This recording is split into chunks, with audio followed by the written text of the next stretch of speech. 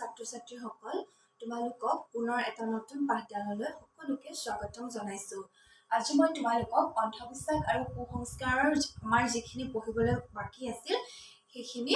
পঢ়াবলৈ আগবাঢ়িছো।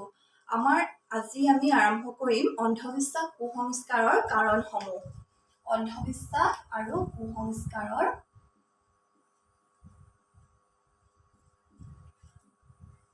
কি কাৰণেনো মানুহে অন্ধবিশ্বাস আৰু কুসংস্কাৰ বিশ্বাস কৰে, অন্ধবিশ্বাস আৰু কুসংস্কাৰ কোনবোৰ মানুহে বিশ্বাস কৰে তাৰ কাৰণসমূহ আজি আমি আলোচনা কৰিবলৈ আগবাঢ়িম।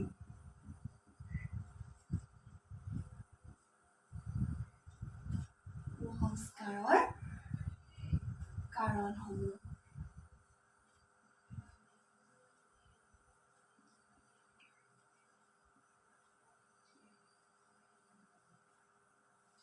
তোমালোকৰ পাঠ্যপুথিত অন্ধবিশ্বাস আৰু কুসংস্কাৰৰ কাৰণসমূহ বুলি মুঠতে 7টা কাৰণ সন্নিৱিষ্ট কৰিছে। আমি ক্ৰমিকভাৱে প্ৰথমৰ পৰা কাৰণসমূহ আলোচনা কৰি যাম। তোমালোকৰ প্ৰথম কাৰণটো দিয়া আছে যে অসমৰ সাক্ষৰতাৰ হাৰ হৈছে 73.18%। অৰ্থাৎ সাক্ষৰতাৰ অনুযায়ী অসমত কি হ'ব লাগিছিল, অন্ধবিশ্বাস আৰু কুসংস্কাৰ থাকিব নালাগিছিল, কোনো ধৰণৰ অন্ধবিশ্বাস আমাৰ মাজত বিয়পিব নালাগিছিল। কিন্তু কি হ'ব, শ্ৰেণীকোঠাত পঢ়াটোৱে যদি শিক্ষিতৰ বুজায় তেতিয়াহ'লে অন্ধবিশ্বাস আৰু কুসংস্কাৰৰ হাৰ অসমত তেনেই কম হ'ব লাগিছিল। কিন্তু কি হ'ল, শ্ৰেণীকোঠাত পঢ়ি শিক্ষা অৰ্জন কৰিলে মানুহ এজন জ্ঞানী হৈ নাযায়। মানুহৰ জ্ঞানৰ অভাৱৰ বাবে অন্ধবিশ্বাস আৰু কুসংস্কাৰ আমাৰ সমাজত এতিয়াও বিয়পি আছে। আমাৰ ছাত্ৰ-ছাত্ৰীসকলে বা আমাৰ মানুহে সাধাৰণতে কি কৰে, পাঠ্যক্ৰমত যিখিনি বিষয় সন্নিৱিষ্ট হৈ থাকে সেই বিষয়খিনিকে পঢ়ি লৈ কিবা এটা কৰিবলৈ আগবাঢ়ে, কিন্তু তাৰ অন্তৰ্নিহিত অৰ্থলৈ তেওঁলোক কোনেও সোমাই নাযায়, যাৰ ফলত আমাৰ সমাজত জ্ঞানৰ অভাৱ পৰিলক্ষিত হয়। আমাৰ শংকৰদেৱে কেইবছৰ বয়সত বিদ্যালয়লৈ গৈছিল তোমালোক সকলোৱে নিশ্চয় জানা। 12 বছৰ বয়সত তেওঁ বিদ্যালয়লৈ গৈছিল। তেওঁ 12 বছৰ বয়সত বিদ্যালয়লৈ গৈ সেইটো সময়তো আজিৰ দৰে বাতৰি কাগজ, টিভি বা ফেচবুক, মোবাইল তেনেকুৱাতো কোনো বস্তু নাছিল। তথাপিতো কিন্তু শংকৰদেৱে আধুনিক চিন্তাধাৰাৰে নিজৰ সমাজখনক আগবঢ়াই নিবলৈ বিচাৰিছিল আৰু সেই মন্ত্ৰ সকলোৱে মানিও চলিছিল আৰু ভৱিষ্যতলৈ তেওঁৰ সেই আধুনিকতা সকলোৱে সন্মান কৰি যাব। গতিকে আমি প্ৰথম কাৰণটো কি পালো, যে মানুহ শিক্ষিত হ'লেই নহ'ব, মানুহক কি লাগিব, শিক্ষাৰ সমানে সমানে মানুহক জ্ঞানৰো প্ৰয়োজন হ'ব। কোনো এটা বিষয় পঢ়ি পৰীক্ষাত নম্বৰ সকলোৱে পাব পাৰে, কিন্তু তাৰ মুখস্থ কৰি পৰীক্ষাত নম্বৰকেইটা গোটোৱাটো কোনো ডাঙৰ কথা নহয়, কিন্তু তাৰ অন্তৰ্নিহিত যিটো জ্ঞান সেইটো অৰ্জন কৰাটোহে মানুহৰ জীৱনৰ প্ৰধান লক্ষ্য হোৱা উচিত। এতিয়া আমি দ্বিতীয় কাৰণটো কি পালো, প্ৰত্যেক মানুহে নিজৰ স্বভাৱ, চৰিত্ৰ আৰু জীৱনৰ পৰা পোৱা শিক্ষাৰ ওপৰত ভিত্তি কৰি সন্মুখত দেখা একোটা ঘটনাক বিশ্লেষণ কৰে। কি কৰে, প্ৰত্যেক মানুহে নিজে যিটো দেখি আছে তাৰ ওপৰতে কোনো এটা ঘটনাৰ বিশ্লেষণ কৰে। ঘটনাটোৱে তেওঁৰ ওপৰত ইতিবাচক প্ৰভাৱ পেলাব নে নেতিবাচক প্ৰভাৱ পেলাব সেই কথা কোনেও বিবেচনা কৰিবলৈ নাযায়। ফলত অন্ধবিশ্বাস আৰু কুসংস্কাৰে আমাৰ সমাজখনক কোঙা কৰি পেলাইছে। অধ্যয়ন বিমুখিতাৰ অভাৱৰ বাবে বা গভীৰ চিন্তাৰে নিজকে উজ্বলাব নোৱাৰাৰ বাবে আমাৰ সমাজত এনেবোৰ সমস্যাই দেখা দিছে। আৰু আজিকালি সাধাৰণতে কি দেখা গৈছে যে সমাজত সদায় আমি নিউজটো খুলিলে সাধাৰণতে কি পাওঁ, ক'ৰবাত মাৰা কাটা, ক'ৰবাত হত্যা, হিংসা এনেকুৱা ধৰণৰ বাতৰিয়ে পাওঁ। গতিকে মানুহে এনেকৈও ভাবিবলৈ ল'লে যে সমাজত দেখোন ভাল বাতৰিবোৰ প্ৰচাৰ নহয়েই। গতিকে মানুহৰ মনবোৰো ইতিবাচক হোৱাৰ সলনি মানুহৰ মনবোৰ নেতিবাচক হ'বলৈহে ধৰিছে। কোনো এটা ঘটনা সদায় মানুহে ইতিবাচক দৃষ্টিভংগীৰে বিশ্লেষণ কৰিব লাগে, তাৰ নেতিবাচক দিশটো কেতিয়াও চাব নালাগে। গতিকে আমি সদায় আমাৰ মনবোৰ ইতিবাচক কৰি ৰাখিব লাগে। বুজিলা দ্বিতীয় কাৰণটো। এতিয়া আমি তৃতীয় কাৰণলৈ আগবাঢ়ো। আমাৰ সমাজত কিছুমান কাম কৰিবলৈ সকলো মানুহকে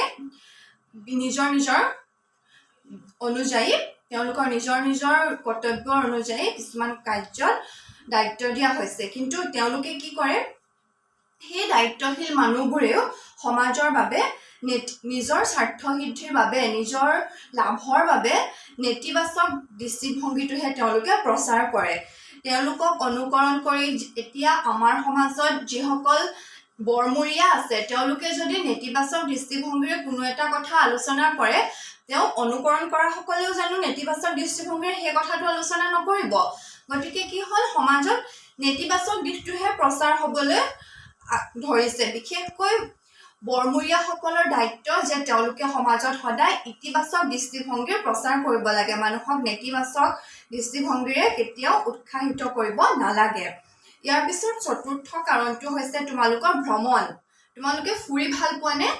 আমি কি হ'ল সাধাৰণতে আমি বিভিন্ন এতিয়াতো কোভিডৰ কাৰণে আমি কোনেও কলৈকো যাব নোৱাৰা হৈ আছো তথাপিতো মানুহে কি কৰিব লাগে যিমান পাৰে মানুহে আজৰি সময়ত ভ্ৰমণ কৰিব লাগে ভ্ৰমণ মানে তুমি দেশ বিদেশ যোৱা এইটো কথাই কোৱা নাই যে ইখন ঠাইৰ পৰা সিখন ঠাইলৈ বিভিন্ন ঠাই মানুহৰ লগত তুমি মনৰ ভাৱ বিনিময় কৰিব লাগে তেতিয়া আমাৰ কি হয় মনৰ ভাৱ বিনিময় কৰিলে আমি ইজনে সিজনৰ লগত তেওঁৰ কি অসুবিধা সেইটো মই বুজি পাম তেওঁৰ মোৰ কি অসুবিধা সেইটো তেওঁ বুজি পাব তেতিয়া আমাৰ মনবোৰ কি হ'ব বহল হ'ব অন্ধবিশ্বাস আৰু কুসংস্কাৰৰ পৰা আমাৰ মনবোৰ তেতিয়া মুক্ত হ'ব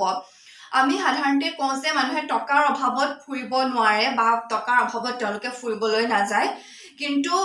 মানুহে দূৰ বিদেশ ভ্ৰমণ কৰাটোৱে ভ্ৰমণ বুলি নকয় এখন ঠাইৰ পৰা সিখন ঠাইলৈ গৈ তুমি যদি দুজনমান মানুহৰ লগত মত বিনিময় কৰিছা তেওঁলোকৰ মনৰ কথা জানিব তুমি যত্ন কৰিছা সেইটো তোমাৰ বাবে উপকাৰী হৈ পৰিব এতিয়াও আমাৰ গ্ৰাম্যাঞ্চলত এতিয়াও বহুত লোক আছে যিসকলে ফুৰি ভাল পায় আৰু তেওঁলোকে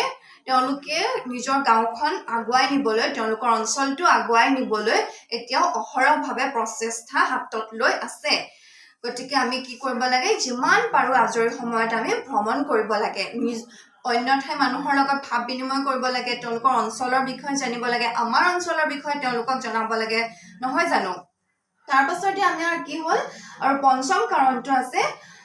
স্বাৰ্থ সিদ্ধিৰ বাবে বহুতে কি কৰে উৰা বাতৰিসমূহ প্ৰচাৰ কৰে আৰু তেওঁলোকে উৰা বাতৰিসমূহ এনেদৰে প্ৰচাৰ কৰে যাতে মানুহে সেইটো বিশ্বাস কৰি ল'বলৈ বাধ্য হৈ যায় কিন্তু তেওঁলোকে কি কৰে নিজৰ লাভালাভৰ বাবে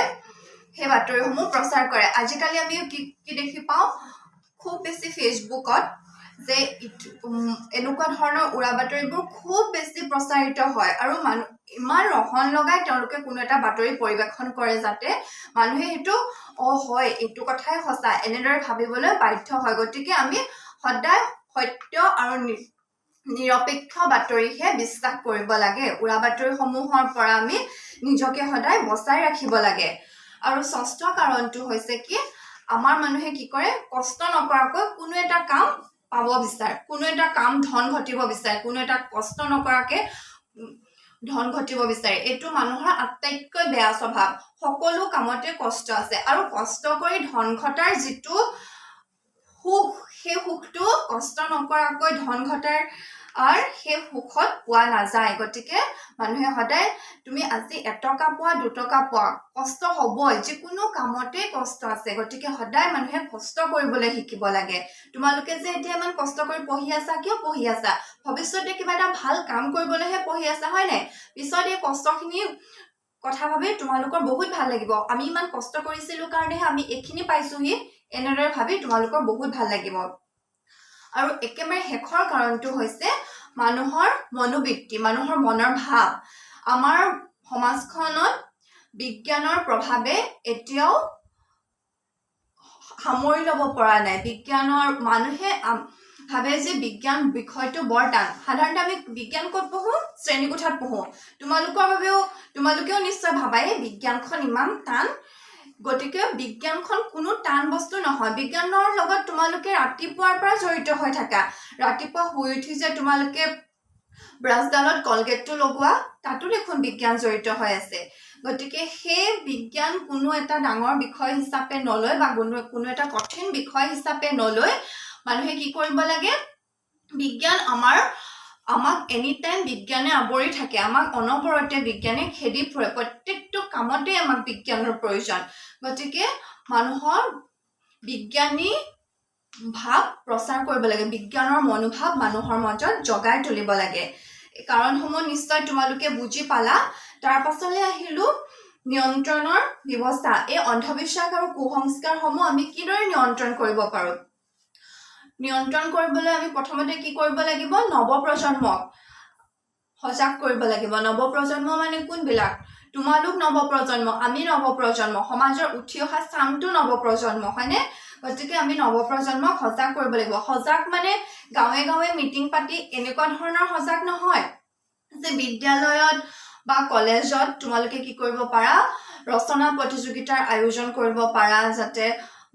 মানুহে বিজ্ঞানৰ কথা বা অন্ধবিশ্বাস কুসংস্কাৰৰ কাৰণসমূহ মানুহে উপলব্ধি কৰিব পাৰে এনে ধৰণৰ ৰচনা প্ৰতিযোগিতা বা ৰাষ্ট্ৰীয় পৰ্যায়ৰ আলোচনা আমি অনুষ্ঠিত কৰিব পাৰো যাতে অন্ধবিশ্বাস আৰু কুসংস্কাৰৰ পৰা সমাজখন মুক্ত হয় ইয়াৰ উপৰিও ডাইনী হত্যাৰ কথা প্ৰচাৰ কৰাটো খুবেই প্ৰয়োজনীয় আৰু সাধাৰণতে ডাইনী হত্যাৰ বলি কোনবিলাক মানুহ হয় মহিলাসকল সাধাৰণতে ডাইনী হত্যাৰ বলি হয় কাৰণ মহিলাসকলক দুৰ্বল বুলি এতিয়াও সমাজৰ কিছু লোকে নামাকৰণ কৰিব বিচাৰে দুৰ্বল শক্তি বুলি নামাকৰণ কৰিব বিচাৰে গতিকে মহিলাসকলক সাধাৰণতে ডাইনীৰ হত্যাৰ ওপৰত তেওঁলোকক আৰোপ কৰা হয় ধন সম্পত্তিৰ ওচৰ চুবুৰীয়া ধন সম্পত্তি বা বেমাৰ আজাৰ এনেকুৱা ধৰণৰ কাৰণসমূহৰ কাৰণেও মহিলাসকলে সাধাৰণতে ডাইনী হত্যাৰ বশৱৰ্তী হৈ পৰে গতিকে এই বিষয়টোৰ ওপৰত আমি জনসাধাৰণক সজাগ কৰিব লাগিব আৰু সোপাধৰাৰ অপপ্ৰচাৰ যিটো চলাই আছে এতিয়াও যিটো সৰু ল'ৰা ছোৱালীবোৰক ভয় খুৱাই আছে যে সোপাধৰা যিটো ভয় খুৱাই আছে সেইটো বিষয়ৰ ওপৰত আমি সাধাৰণতে সজাগ কৰিব লাগিব যাতে সোপাধৰা বা ডাইনী বুলি তেনেকুৱা ধৰণৰ কোনো বস্তু আমাৰ সমাজত নাই এইবিলাক মিছা কথা এইবিলাকৰ কোনো বৈজ্ঞানিক ভিত্তি নাই তাৰ পাছতে তোমালোকৰ বাবে এটা কথা অতি জৰুৰী যে মহিলাসকল সাধাৰণতে সোপাধৰা বা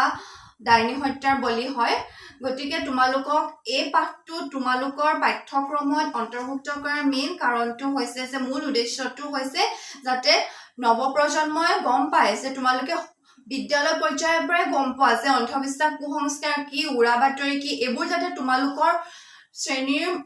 ল'ৰা ছোৱালীসকলে বিশ্বাস কৰি নলয় তাৰ বাবেহে তোমালোকক এই বিষয়টো তোমালোকৰ পাঠ্যপুথিত আৰোপ কৰা হৈছে আৰু সাধাৰণতে আৰু এটা কথা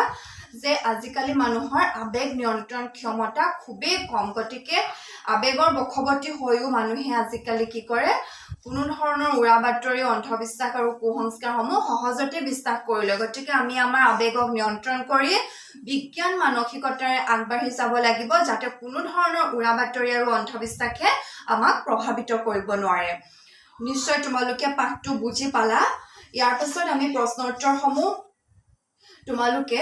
মই তোমালোকক প্ৰশ্ন উত্তৰসমূহ ডেছক্ৰিপশ্যন বক্সত PDF-ৰ লিংক দি দিম তোমালোকে তাৰ পৰা লিখি ল'বা আৰু যদি কিবা পাঠটো বুজি নোপোৱা তেতিয়া মোৰ লগত যোগাযোগ কৰিবা গতিকে আজিলৈ মোৰ পাঠদান ইমানতে সামৰিছো নমস্কাৰ